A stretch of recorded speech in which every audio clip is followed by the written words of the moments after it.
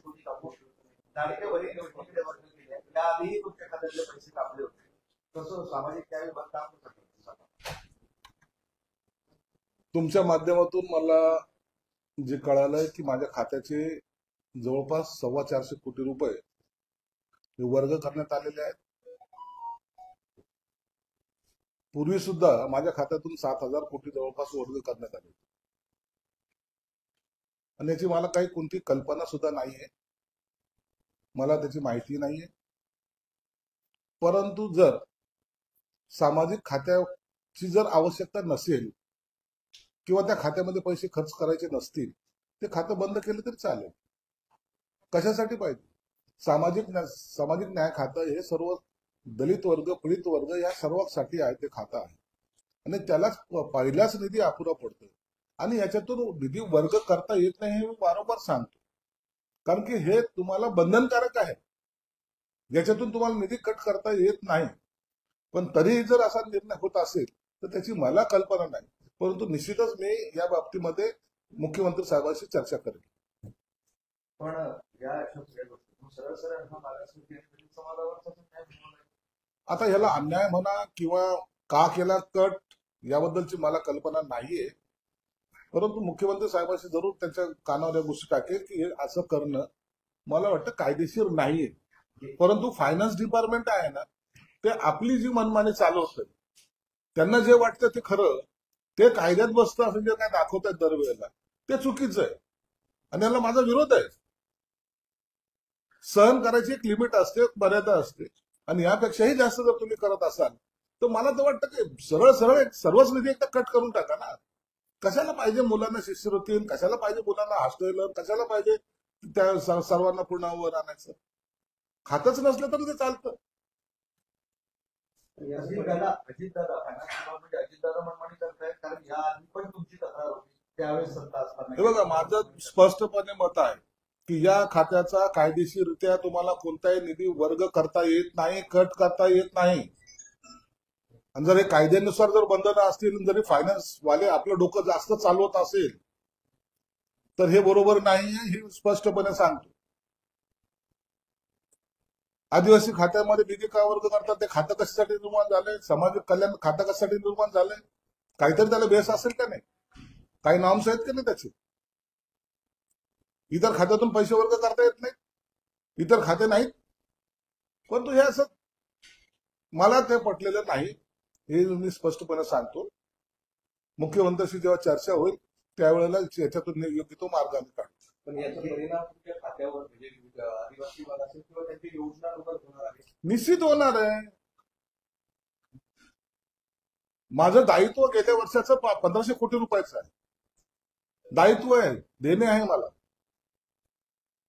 पुन्हा जर याच्यात अशी जर कट पडत असतील तर हे दायित्व वाढतच जाणार आहे आणि डिपार्टमेंटला एक दिवस अशी गळती लागेल की कामच करता येणार नाही. आता एखाद्या जर नवीन योजना आणायची असेल किंवा एखाद्यानं जर मदत करायची जर ठरवलं तरी मी करू शकणार नाही, हे तेवढं सत्य आहे. मग उद्या असलेले आमदार असतील, असलेले सर्व मंत्री असतील किंवा कोणी असेल त्यांच्या विभागामध्ये काम करणं मला अवघड जाईल हे मित्र एवढं मात्र निश्चित आहे.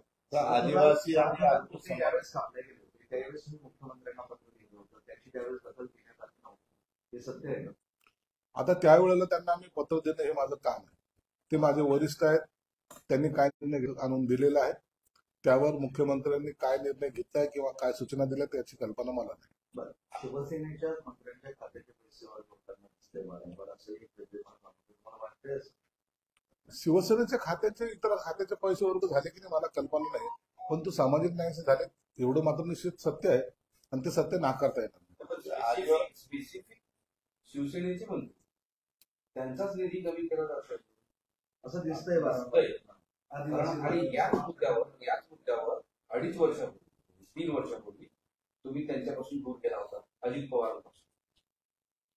हे बघा, मी आताही सांगतो, माझ्या खात्याचा कोणताही निधी तुम्हाला इतरत्र वर्ग करता येत नाही. हा नियम आहे, हा कायदा आहे.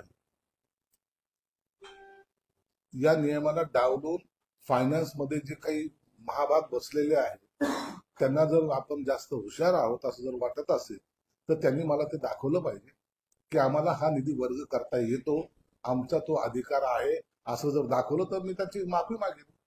परंतु तुम्हाला आपली मनमानी करण्यासाठी कायद्याच्या याच्यामध्ये पळवापळवी करणे किंवा त्याच्यामध्ये इतरार्थ कारण दाखवून आम्हाला वर्ग करता येतो असं जर म्हणत असाल तर ते चुकीचं आहे. स्पष्टपणे सांगतो, ते चुकीचं आहे. तुम्हाला हे करता येत नाही. तुम्ही लाडकी बहीण योजनेला पैसे देणं गरजेचं आहे याची कल्पना मलाही आहे, परंतु त्याच्यामध्ये तुम्ही जातीवाद करू शकत नाही. तुम्ही आता म्हणाल की याच्यातले पैसे काढले, आम्ही अशा दलित भगिनींना पैसे दिले, असं म्हणता येत नाही. लाडक्या बहीण ही कोणती जात नाही. लाडकी बहीण ही लाडकी बहीण आहे. मग त्यासाठी जो निधी पाहिजे तो सरकारने किंवा मुख्यमंत्री असतील यांनी कुठून काढायचा हा त्यांचा एक वैयक्तिक प्रश्न आहे, ते तो काढला पाहिजे. महाबाग कोण? हे फायनान्स मधले बसलेले शकुनी आहे. या शकुनीने केलेलं हा काम आहे. हे करतात हे सर्व. त्यांच्यावर तर अजित पवारांचं पूर्ण वर्चस्व आहे ना. आता कुणाचं वर्चस्व आहे नाही मला माहित नाही, परंतु निधी वर्ग करता येत नाही एवढं मात्र सत्य आहे. पण असं आहे की आदिवासी आणि अल्पसंख्याक समाजाचा आवाज मोठा नाही, सत्तेत मोठा सहभाग नाही, त्यामुळे सहज यांचा निधी वळवला तर काय आवाज होणार नाही, कोणी विरोध करणार नाही, ही एक भावना सरकार. असं नसतं. आदिवासी असो, दलित पीडित लोक असतील, इतर समाजाचे लोक असेल, जे वंचित घटक आहेत त्यांच्यासाठी सरकार कोणतंही असलं तरी त्यांना एक पॅटर्न दिलेला आहे, एक कायदा त्यांच्याशी बनलेला आहे. आणि मंत्री कोणी असेल किंवा सरकार कोणाचं असेल तरी काही फरक पडत नाही. तेवढा निधी हा त्यांच्या खात्यामध्ये त्यांना द्यावा लागतो आणि त्याच्यानुसार काम करावं लागतं. हे बंधनकारक सर्वांसाठी. दुसरा एक मुद्दा असा आहे की 100 दिवसाचं ऑडिट केलं त्याच्यामध्ये तुम्ही फार पिछाडीवर राहिला का? अशाच परीक्षांमुळे नाराज आहात म्हणून हे काम संत गतीनं सुरू आहे की नेमकं याचं मागचं कारण काय आहे? संत गतीने काम सुरू नाहीये, ही सुरुवात आहे. 100 दिवसाचं प्रगती पुस्तक जर पाहिलं तर मुख्यमंत्र्यापासून इतर अनेक लोकांचे प्रगती पुस्तक तुम्हाला मायनसमध्ये दिसत आहे. त्याचं कारण असं आहे की ही सुरुवात आहे.